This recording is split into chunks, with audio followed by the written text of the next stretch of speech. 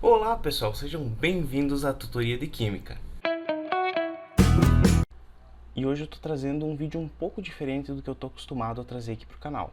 Normalmente eu estou trazendo as questões do Enem, resolução das questões do Enem, mas hoje esse vídeo vai ser mais uma conversa. Bom, recentemente eu percebi que voltou a circular algumas informações falsas acerca do coronavírus, que normalmente vem naquelas correntes gigantes no WhatsApp.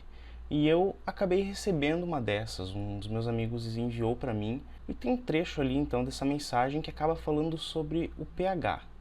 Então, como o pH ele é muito trabalhado na química, eu, enquanto químico, me vejo na obrigação de trazer um vídeo para tentar esclarecer esse assunto de uma forma um pouco mais simples, então, para que as pessoas que não têm o contato diário com esse tipo de conteúdo, com esse tipo de assunto, consigam entender então e perceber os exageros que são trazidos nessa corrente, então nessa mensagem.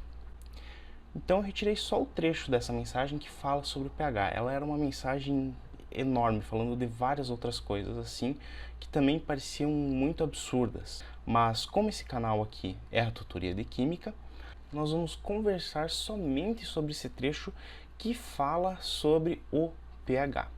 Então vamos dar uma olhada no que essa corrente, essa mensagem, estava falando acerca do pH, tanto do coronavírus quanto dos alimentos. Ela começa assim: observe que o pH do coronavírus varia de 5,5 a 8,5. Portanto, tudo o que precisamos fazer para eliminar o vírus é consumirmos mais alimentos alcalinos acima do nível de acidez do vírus, tais como. Então nós temos aqui ainda uma lista de alimentos e o pH correspondente, entre muitas aspas, de cada um desses alimentos. Mas será que esses valores estão corretos? É o que a gente vai descobrir agora. Bom, o que é o pH?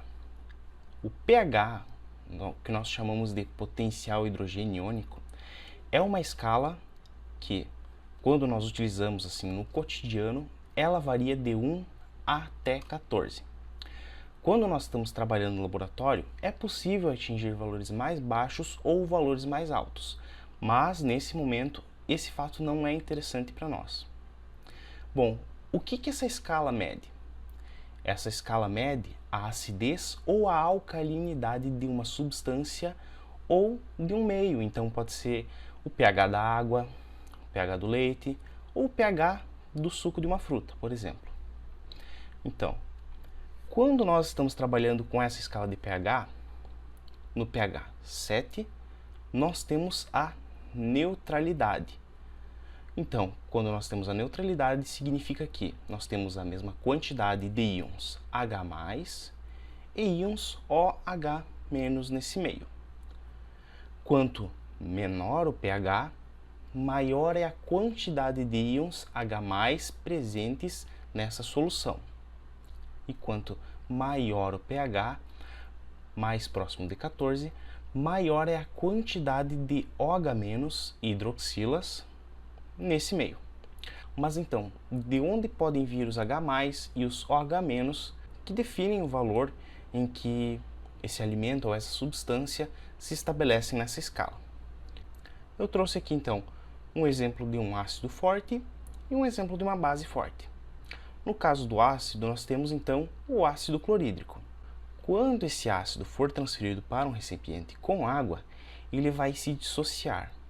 E dissociar significa que ele vai se separar.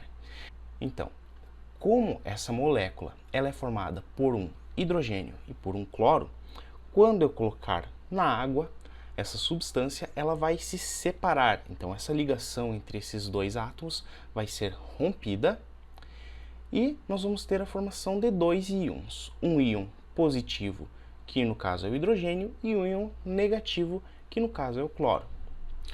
E vai acontecer uma coisa semelhante para a base, porém nós vamos acabar formando outros grupos. Por exemplo, aqui no caso do hidróxido de sódio. Quando nós dissociarmos, nós vamos gerar então o íon Na+, e a hidroxila.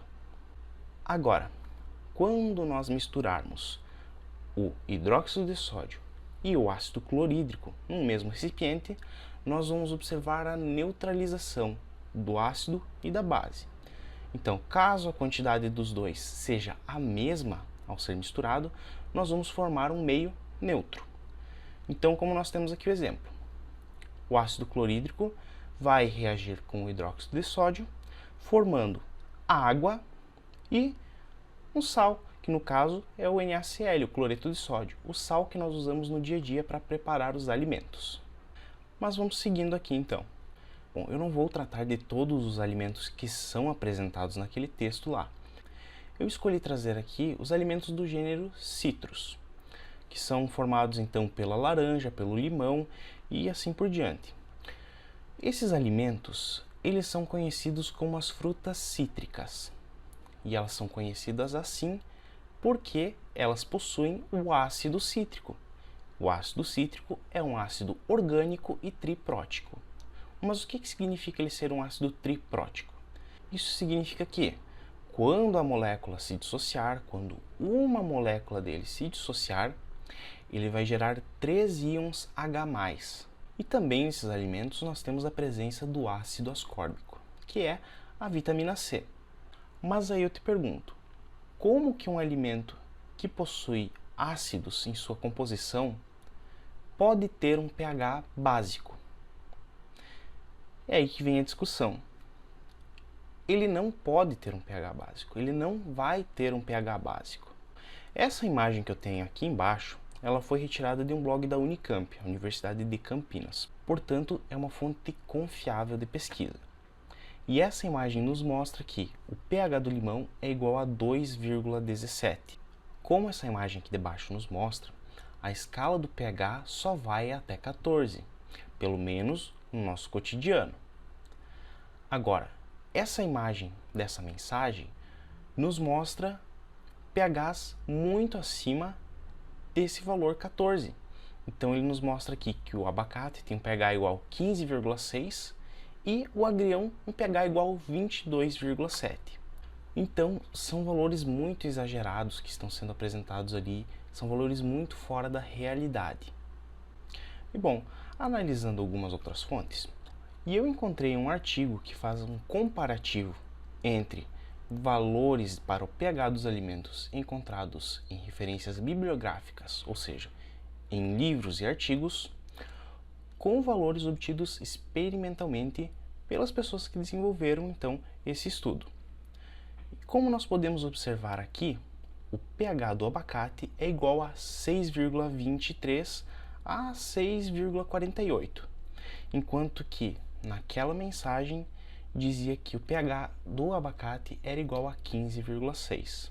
Então, quando nós comparamos uma fonte confiável, onde foi realizado um estudo na prática, onde foi desenvolvido um método científico, com uma simples notícia, uma simples mensagem que circula nas redes sociais, nós conseguimos observar o quão grosseiros são esses erros aos quais nós estamos sendo expostos.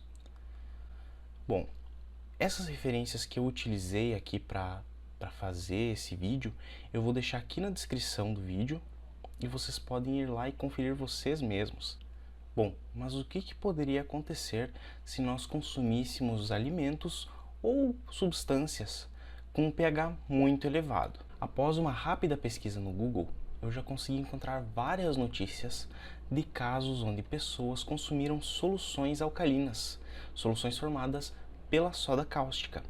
A soda cáustica, ela é basicamente o NaOH, o hidróxido de sódio, aquela mesma base que nós vimos no início do vídeo, só que com algumas outras impurezas.